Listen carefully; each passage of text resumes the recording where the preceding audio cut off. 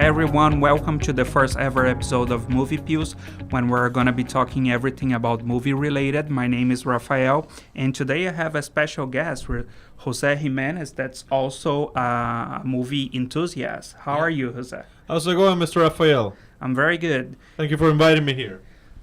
So today we're gonna be talking about it's a controversial topic, but it's a topic that everyone that studies filmmaking really enjoy. It's about talking the difference between European filmmaking and American filmmaking. Why are they so different? Okay. This is gonna be an interesting conversation. There we go. And what's make them so different? And at the end, what makes American movies so much more commercial? So we have come together with three aspects. With three what? Three aspects that make the filmmaking in America and in Europe so different. First of them, it's the language and rhythm. Language and rhythm. Okay, when you say that, what do you mean by that? It's like how the storytelling is developed in Europe. In America, it's really different.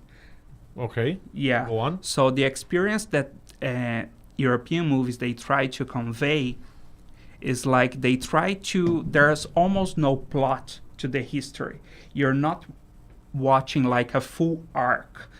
Sometimes you're watching and you don't feel like there is a beginning and an end. You're just watching a piece of a story. Sometimes you don't feel like you're watching a whole story. And most of the time that's their intention to do that, because they want everyone that's watching the movie to have a different experience.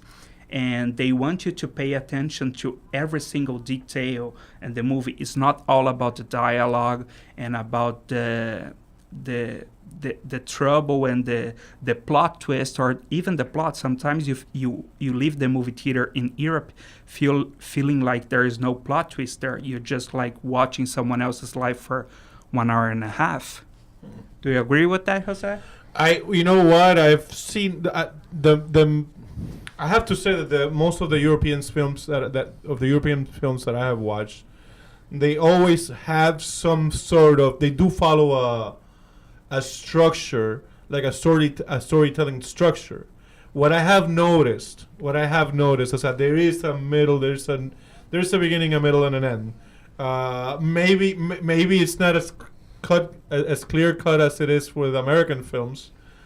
And this brings to mind Star Wars, A New Hope, right? By George Lucas. Star Wars starts in the middle of an already developed story, right? So in that sense, you wonder, when did the story really begin? But I can tell you what, the story of Star Wars, A New Hope begins when Luke Skywalker makes a decision to clean out to look for Obi-Wan Kenobi as opposed to taking care of the robots.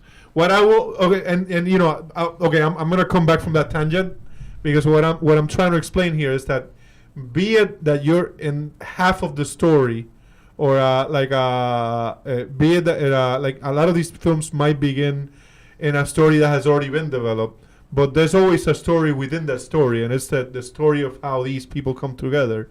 One thing that I've seen, and I'll give you that, is that for French movies, for example, the most important thing is the image. Yeah. And the image, and I think any good film enthusiast should understand that in cinema, the most important device here, the thing that carries a story is the image. Maybe you don't understand it, what they're trying to say with the people. For example, the one of the movies that I watched a long time ago is called The Secret, the Le Passé, I think, or is the I don't know if it's called The Past or whatever. Like one of the most depressing movies I've ever seen. And yes, like you said, it already starts with a story that had been developing years ago, but this is where this is a story of how that whole thing began to end. And yes, like when we get to the couple's house, you see a house that it's in repairs, and you see that the wife and the husband, whenever they talk to each other, they're either facing each other in opposite directions, or they're talking to each other through like there was always something between them. And what that entails, what that lets the audience know, this is very specific. Yeah. What that lets the audience know is that these two are not talking to each other. The way that they're communicating is not exactly, it's not the best way. There's a lot of things that they're not telling each other, and the house is a representation of that. An unfinished house, a house that's still being worked in progress, is a house that is not organized. It's like their relationship. Yeah, it's a metaphor for the relationship. Yeah.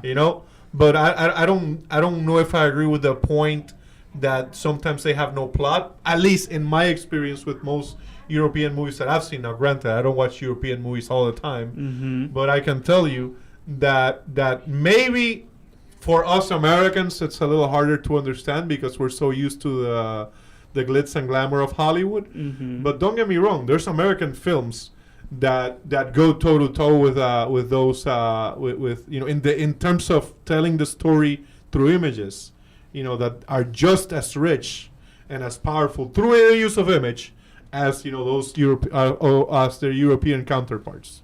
Yeah, sure. I agree yeah, that sure. When you're watching like movies for a long time, you're watching European movies, you kind of realize after a while that there is a structure there. But the thing is, when you're watching European movies, you can like notice the first act, the second act, and the third act. And when you're watching an American movie, that's really clear. Oh, yeah. Like during while you were watching the movie, it's clear for you. Oh, this is the first act. This is the second. And sometimes in European movies, that's not at all clear. You just feel like you're watching. Then after you leave the movie theater, you have to revisit the whole story, and then maybe you can pick up this was the first act, there was the second act, and then was the third act. But yeah, it's a really different rhythm and language. All right, yeah. And okay, I think we can both agree to that. yeah. So in our first point is that American movies is more industry based. And what does that mean? And We're out here to make the money. yeah, exactly. Actually, there is a quote from a studio head, Samuel Goldwyn. He once said, "Pictures are for entertainment. Message should be delivered by Western Union." What do you think about that? Well, what that is, it's ¿cómo se llama?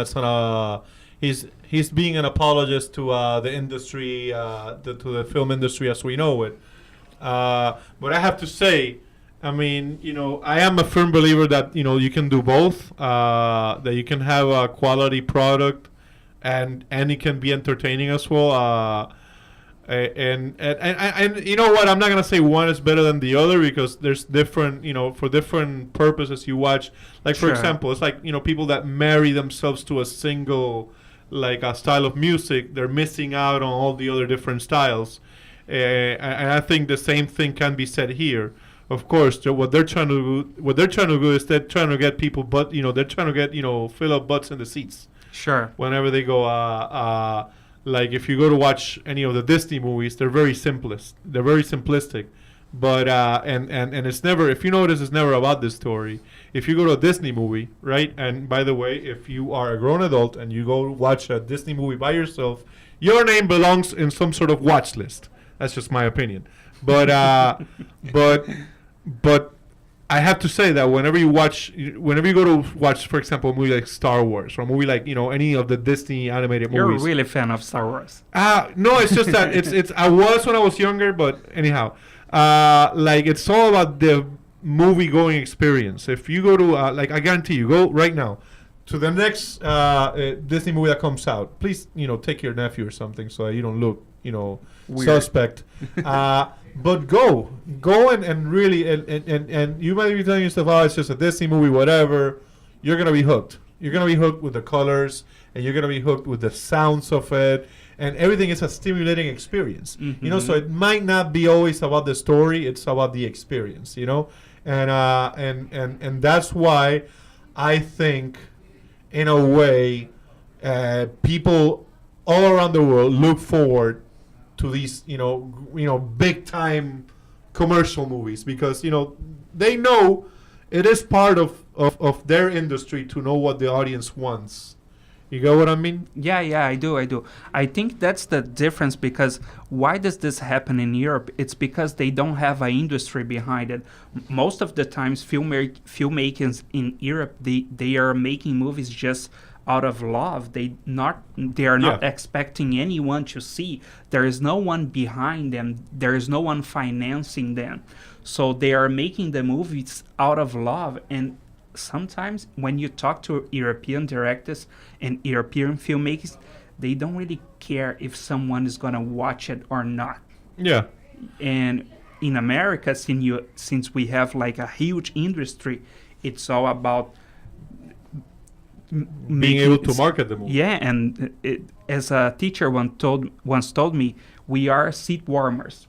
We want people to sit on the seats. There we go. Yeah. We are seat warmers. Butts on the seats. Yeah. Butts on the seats. Yeah, and for our last point, I think we can say that European movies, I think it's already very clear, but they are more director based. Yeah. Like on the creative process of European movies, the audience is not part of the creative process. The audience should never be part of the creative audience, by the way, which is why I have a hard time with anyone saying, "Well, that shouldn't have happened like that." And people go online and they fill out the little, ¿cómo se llama? It becomes Their petitions and no, this shouldn't have happened. We don't want that. and No, a lot no, of and no times one cares. becomes a fan service. They're just pleasing the fans. And that's so wrong, because let me tell you something. You know what happens when you start listening to the fans or to Mhm. people that are not experts? Yeah. Have you ever seen the Simpsons? There was an episode in the Simpsons long time ago that like Homer's brother comes out and finds Homer. You know, Mhm. Homer's long lost brother. He finds his brother. They find each other, and he's a car magnate. He's a guy who designs cars, and he decides one day, I'm gonna include my brother in the project. He's the everyman, you know, Mhm. and we're gonna have him help our team design the everyman car. And when they came out, like when the car came out, it was a piece of crap. And the lesson here being is, I'm sorry, leave car making to the experts. Yeah, I understand that. You know, Yeah. like the fans have no business. I mean, they can complain all they want, but they have no business getting in the creative process of either a movie industry or a small time director. You know, that's what I agree with that. Don't give people what they want. Give people what they need. There we go. Yeah, I think that's it. So that's it, guys. This was our first ever episode. I hope you guys join us next week. Let's see what happens. Yeah. Yeah, sure. And send us your comments if you agree, if you have another perspective, and let us know. Thank you guys for listening listening to us today, and see you guys. Ta ta.